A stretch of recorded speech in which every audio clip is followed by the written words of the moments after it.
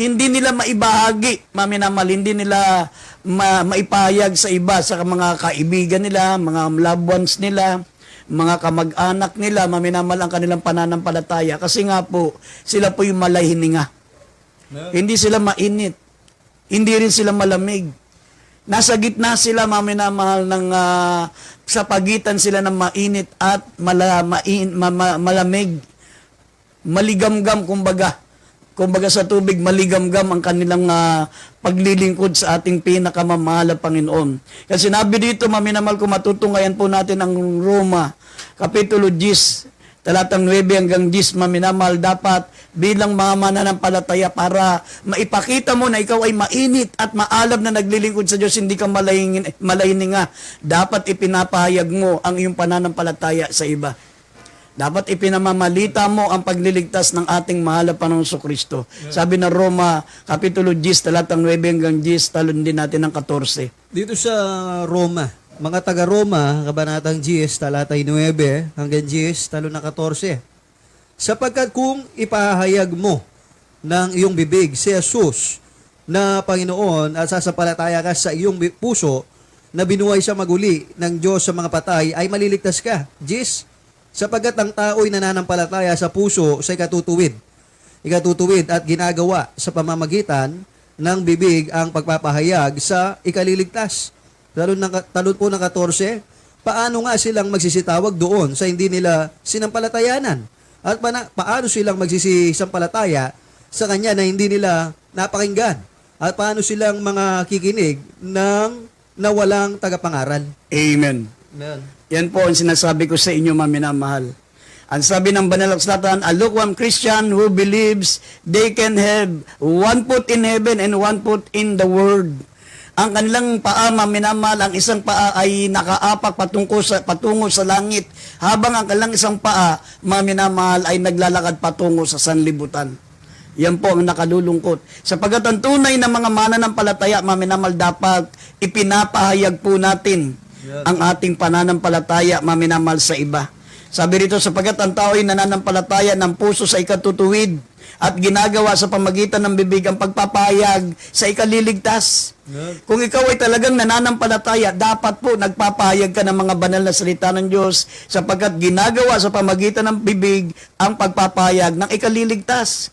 Ang sabi ng verse 14, maminamahal, paano silang magsisitawag doon sa hindi nila sinampalatayanan?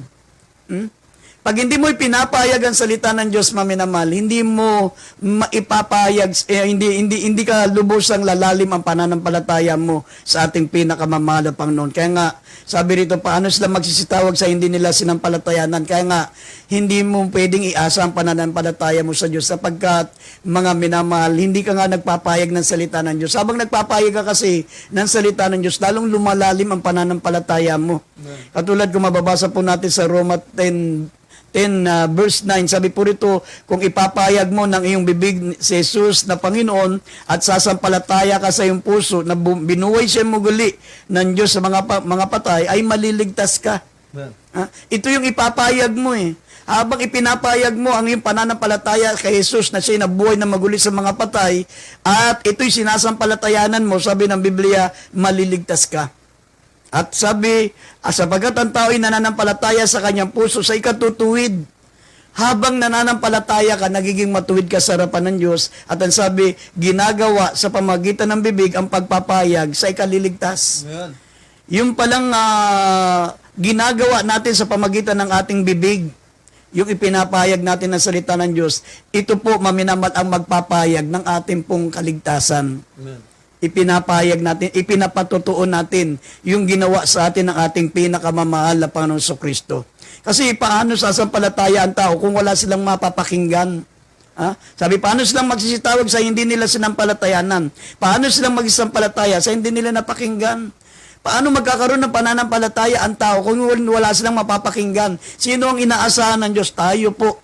Kailangan mapakinggan nila yung pananampalataya natin para sila rin po ay makasampalataya sa ating pinakamamahal na Panginoon. Gaya ng sinabi, paano silang makikinig kung walang tagapangaral?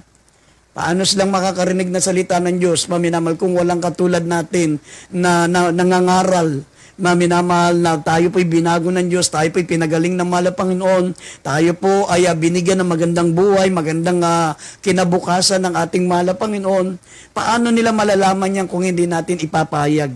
At paano madadagdagan ng kalang pananampalataya o magkakaroon ng pananampalataya kung walang katulad natin na nananampalataya at nagpapahayag mga minamahal ng dakilang bagay na ginawa ng ating dakilang Diyos.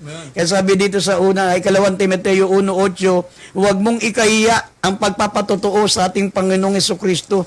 Ni ako na bilanggo niya, kundi magtiis ka ng kahirapan dahil sa Ebanghelyo ayon sa kapangyarihan ng Diyos. Huwag nating ikahiya, maminamahal, mas nakakahiya kung tayo po'y makilala bilang tayo po'y mga makasalanan. Mas nakakaya tayo kung sabihin nila tayo po palaging nagmumura, mga minamahal, palaging nakikipag-away, tayo po ay marunong magsinungaling, tayo po ay gumagawa ng mga hindi ka nais-nais na bagay sa ating mga kapwa. Mas nakakaya yun.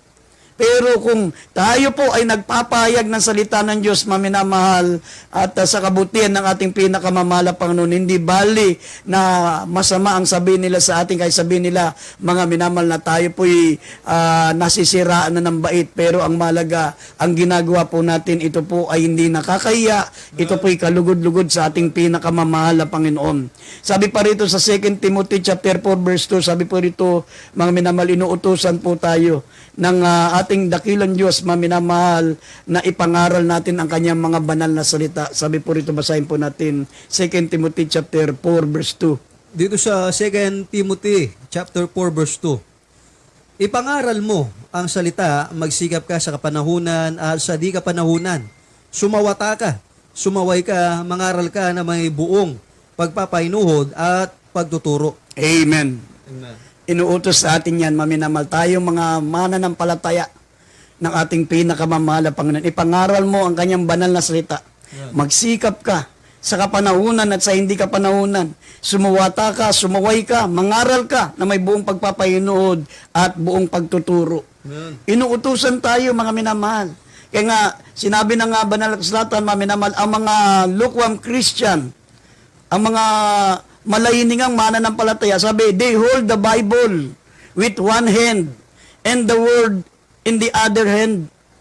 Maminamahal, yan po ang nakalulungkot. Ang isang kanilang mga kamay ay may hawak na banal na kasulatan, habang ang kamay nilang isa, ang isang kamay nila, nakahawak sa mundo. Nakahawak sa makasanlibutang gawain. Yan po ang nakakalungkot. Sinabi na nga banal na kasulatan, huwag mong ibigin ang sanlibutan, ni ang mga bagay na nasa sanlibutan. Sapagat, mga minamal, lahat ng mga bagay dito sa sanlibutan, sabi, pita ng laman, pita ng mata, at pawang kapalaluan lang sa buhay. Huwag mong hawakan ang sanlibutan, huwag kang umawak sa sanlibutan.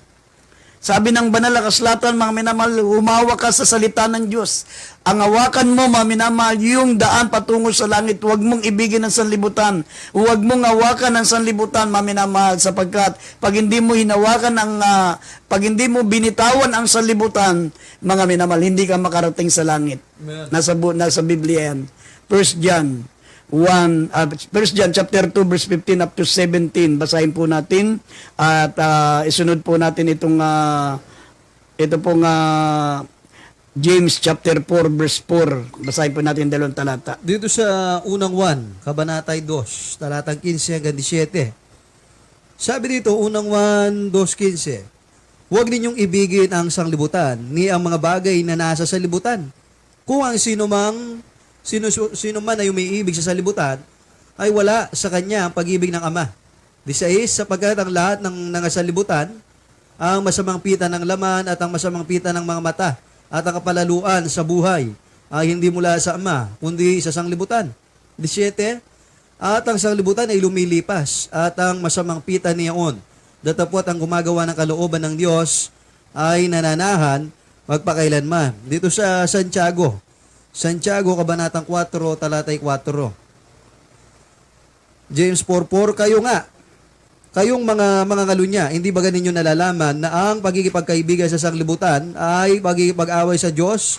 Sino ngang mag-ibig Sino ang mag-ibig na maging kaibigan ng sanglibutan ay nagiging kaaway ng Diyos. Amen. Yan po ang nakalulungkot, maminamahal. Hindi lamang po tayo nagiging karibal, maminamahal, ng pag-ibig sa Diyos. Ha?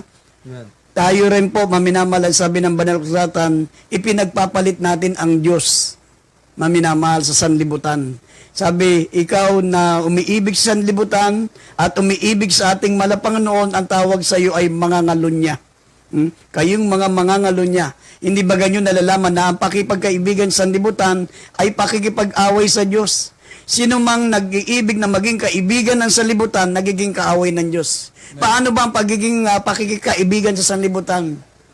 Ang ibig sabihin ng pakipagkaibigan sa sanlibutan, maminamahal, yung pong ang mga kasama natin ay sanlibutan. Ang gawain natin ay makasanlibutan. Ha? Ang ating pong kilos, ang ating ugali, mga minamahal, ay gawaing makasanlibutan. Yan pong ibig sabihin ng sanlibutan. Kaya sinabi ng Biblia, ang sanlibutan ay lumilipas, ang masamang pita niyaon, dapat ang gumagawa ng kalooban ng Diyos, mananahan magpakailanman. Maraming mga Kristiyanong ganun, mga minamahal. Kristiyano lang, pag-araw ng Linggo, pag-araw po ng Biyernes, pag-araw ng Miyerkules. Pero kapag araw po, mga minamahal, ng tinatawag na ordinary days, yung Martes, Huwebes, Sabado, mga minamahal, nakalulungkot po. Wala po sa kanila yung talagang pagiging tatak na isang mananampalataya. Hindi nagbabahagi ng salita ng Diyos. Ewan ko kung nababasa pa nila yung salita ng Diyos, kung nabubuklat pa nila ang banal na kasulatan. Meron akong alam, Kristiyano, hindi nagbabasa ng Biblia. Ang Biblia talagang mula nung binili niya, maminamal, ay talagang bagong-bago. Hanggang tumagal siya sa paglilingkod sa Diyos, hindi man lang nagkaroon ng gasgas ang kanyang Biblia. Bago pa rin. Ibig sabihin, halatang hindi binabasa, halatang hindi inaalugog. Halatang hindi binubuksan, mga minamahal. Kaya sabi ng banal na kasulatan, they hold the Bible in one hand and the word in the other hand. Ang isang kamay, hawak-hawak ang banal na kasulatan, pero ang kabilang kamay, hawak nila ang sanlibutan. Ang kanilang gawain ay makasanlibutan. Kaya nga, nakalulungkot po sa tinatawag na lukewarm Christian. Sabi, lukewarm Christian, think about life on earth much than eternity. Ang malahiningang mananampalataya, sabi dito, maminamahal, ay iniisip lagi nila yung buhay dito sa mundo. At mga minamahal, hindi nila man lang iniisip ang mga bagay na tinatawag na eternal life sa piling ng mahal na Panginoon. Ang kanilang mindset, maminamahal, paano yayaman, paano makatapos ng pag-aaral, paano magiging professional, paano maging engineer, paano magiging abogado, paano magiging doktor. Ibig sabihin, ang isip nila, maminamahal, sabi, think about life in earth. Ang iniisip nila kung ano magiging buhay nila dito sa mundo. Hindi nila iniisip kung ano po, maminamahal, ang magiging paraan upang makatiyak tayo makapunta sa kaharian ng langit. Yan pong nakalulungkot. Kaya nga, dito po, sabi po rito sa Philippians chapter 3, Verse 18, mga minamahal, ang tawag sa kanila ng ating pinakamamahal na Panginoon. Sabi po rito, mga minamahal, sila po ay, sabi rito, sila po ay mga,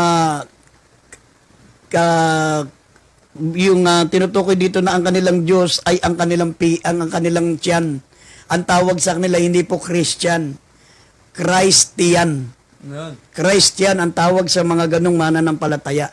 Nag-iisip ng mga bagay na ukol sa lupa at hindi nila pinag-iisip ang mga bagay na ukol sa langit. Basahin po natin Philippians 3:18 hanggang 20. Kaya hindi basahin natin. Dito sa Pilipos, Kabanata 3, talatay 18 hanggang 20. Sapagat marami ang mga nagsisilakad na siyang madalas naging sinabi sa inyo, na ngayon sinasabi ko sa inyo na may pagiyak, na sila ang mga kaaway ng krus ni Kristo. 19, na ang kanilang kahinatnan ay ang kapamakan, na ang kanilang Diyos ay ang tiyan, at ang kanilang kapurihan ay nasa kanilang kahihiyan, na nag-iisip ng mga bagay na ukol sa lupa. Sa 20, sapagat ang ating pagkamamamayan ay nasa langit, mula doon ay inihintay naman natin ang tagapagligtas, ang Panginoong Jesucristo. Amen. Mga minamahal, ito po ang nais ko pong bigyan ng linaw sa inyo, mga minamahal, lahat ng mga mananampalataya. Ano man tayo, sino man tayo, ano man ang ating tinatahak sa buhay. tandaan po natin, sapagkat ang ating pagkamamayan ay nasa langit. Yan. At mula doon ay hinihintay naman natin ang tagapagligtas, ang Panginoong Hesukristo.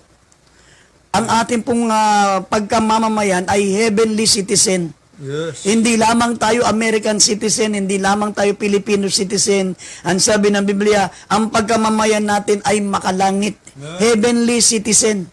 Ha? At buhat dito ay hinihintay natin ang ating Diyos na tagapagligtas, ang ating pinakamamahal na Panginoon sa Kristo. Hinihintay lang natin habang nandito tayo sa mundo. Pwede tayong umakyat sa langit sa pamagitan ng kamatayan at pwede tayong umakyat sa langit sa pamagitan ng tinatawag na rapture. Yung pagparito ng mahal na Panginoon, yan po'y anytime. Kahit anumang oras, anumang araw, pwedeng mangyari sa atin yung kamatayan o kaya dumating ang ating pinakamamahal na Panginoon anytime. Pwedeng mangyari sa atin na sa isang iglap, tayo po, maminamahal, ay mapunta sa piling ng ating mahal na Panginoon. Sapagkat marami pong natutulog lang, namatay na sila, maminamahal, hindi na nagising. Maraming mga tao ngayon, maminamahal, habang naghihintay ng sasakyan, nabangga sila ng umagibis na sasakyan, namatay sa isang iglap. Yun ang sinasabi ng Biblia, maminamahal, na pwede tayong umakyat sa langit sa isang iglap lang. Sa isang iglap. Kaya sabi ng Biblia, ang pagkamamayan natin ay nasa langit at buwat doon, hinihintay natin ang ating tagapagligtas, ang mahal na Panginoong Hesukristo. Yes. Kaya ang pagpunta natin sa langit, anytime din, maminamahal. Pero kung lukewarm Christian ka, maminamahal, alanganin ang iyong pagiging Kristiyano, paano ka akit sa langit? Maminamahal, kung ikaw ay malayninga. Kaya sinabi rito, maminamahal, sa Colossians chapter 3 verse 1 and 2, sinabi rito ng talata, maminamahal, kung kayo nga ay muling binuhay na kalakip ni Kristo, hanapin nyo ang mga bagay na nasa itaas na kinaroroonan ni Kristo, na nakaupo sa kanan ng Diyos. Ilagak nyo ang inyong pag-iisip sa mga bagay na nasa itaas, huwag sa mga bagay na nasa ibabaw ng lupa. Yeah. Kung gusto natin makatiyak, maminamal, na tayo po'y pupunta sa langit, mga lukewarm Christian, maminamal, sabi, mga minamal, lagi po nating isipin, maminamal, sabi, lagi nating isipin, maminamal, ang mga bagay na nasa itaas, na kinaroroonan ni Kristo, na nakaupo sa kanan ng Diyos. Maging heavenly minded po tayo, mga minamahal, sabi, ilagak natin ang ating pag-iisip sa mga bagay na nasa itaas, huwag sa mga bagay na nasa ibabaw ng lupa. Hindi yung paano tayo magiging doktor pagdating ng araw, hindi paano tayo magiging engineer pagdating ng araw. Darating yan, sa ayot sa gusto mo. Meron na nakatakdang tadhana sa iyo ang ating mahal na Panginoon. Yeah. Pero sabi ng Biblia, but seek ye first the kingdom of God and His righteousness, and all these things shall be added unto you. Yeah. Meron pong mga nakalaang kapalaran sa atin. Meron pong nakalaang maging doktor, meron nakalaang nakapalaran na maging engineer, maging abogado, maging kung ano man ang mga ambisyon nila sa buhay. Marami tayong mga kapatiran, marami pong mga mananampalataya ni Kristo, mga professional sila. Pero kailanman hindi nawaglit sa isip nila ang paglilingkod sa ating pinakamamahal na Panginoon. Pero sa mga taong pagkatapos matanggap yung kanilang ambisyon, kinalimutan na ang paglilingkod sa Diyos, yan po yung sinabi ng Banal na Kasulatan, na ang kanilang Diyos ay ang kanilang tiyan. Na hindi nila iniisip ang mga bagay, mga minamahal sa langit, maminamal, kundi sila po, maminamal, ay nag-iisip ng mga bagay na ukol sa lupa. Dito sa mga uling talata, ano pong babala ang binibigay ng ating mahal na Panginoon? Mga minamahal, sa mga tinatawag po na lukewarm Christian, sinabi rito sa Revelation chapter 3 verse 16 up to 19, mga minamahal, pakinggan po nating maigi. Ito po'y babala. Pwede pa natin baguhin ang ating pong pagiging Kristiyano bago mahuli ang lahat. Ganitong malapit nang bumalik ang ating pinakamamahal na Panginoon. Basahin po natin ulit talata. Revelation 3:16 hanggang 19. Dito sa Apokalipsis, Kabanatay 3, ang talatay 16 hanggang 19. Kaya sapagkat ikaw ay malahininga at hindi mainit o malamig man, ay isusuka kita sa aking bibig. 17, sapagkat sinasabi mo ako'y mayaman at nagkamit ng kayamanan, at hindi ako nangangailangan ng anuman, at hindi mo nalalamang ikaw ang aba, at maralita, at duka, at bulag, at hubad. 18, ipinapayo ko sa iyo, na ikaw ay bumili. Ikaw ay bumili sa akin ng gintong dinalisay ng apoy, upang ikaw ay yumaman, at ng mapuputing damit upang iyong maisuot, at upang upang huwag mahayag ang iyong kahiyang kaubaran at ng pampahid sa mata at naipahid sa iyong mga mata upang ikaw ay makakita. 19. Ang lahat kong iniibig ay aking sinasaway at pinarurusahan. Ikaw nga'y magsikap at magsisi. Amen. Amen. Yan po, maminamahal, ang huling babala ng ating mahal na Panginoon bago siya bumalik. Ang lahat kong iniibig ay aking sinasaway at aking pinapalo. Upang ikaw ay magsikap at ikaw ay makapagsisi. Kaya lahat tayo, maminamahal, gusto ng ating mahal na Panginoon na tayo po ay maging karapat-dapat bago siya bumalik. Kaya